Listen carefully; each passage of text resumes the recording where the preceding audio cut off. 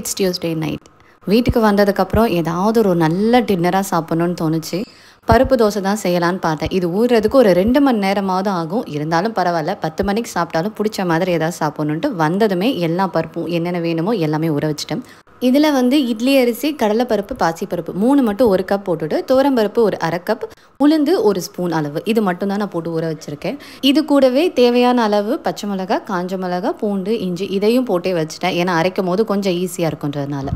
ஒரு 2 ஹவர்ஸ் நல்லா இது ஊறினதுக்கப்புறம் உங்களுக்கு நல்லா பேஸ்ட் மாதிரி வேணும்னா அந்த மாதிரி அரைச்சிக்கலாம். நாங்கள் இந்த தோசையை கொஞ்சம் கொரகொரப்பாக தான் அரைப்போம். அப்போ தான் சாப்பிட்றதுக்கு நல்லா இருக்குன்றனால நாங்கள் ப்ரிஃபர் பண்ணுறது அப்படி தான். அண்ட் டேஸ்ட் இன்னும் நல்லா இருக்கணும் அப்படின்னு நினச்சிங்கன்னா கொஞ்சமாக வெங்காயம், கருவேப்பிலை, கொத்தமல்லி இது நல்லா வதக்கிட்டு இது கூட மிக்ஸ் பண்ணிக்கலாம்.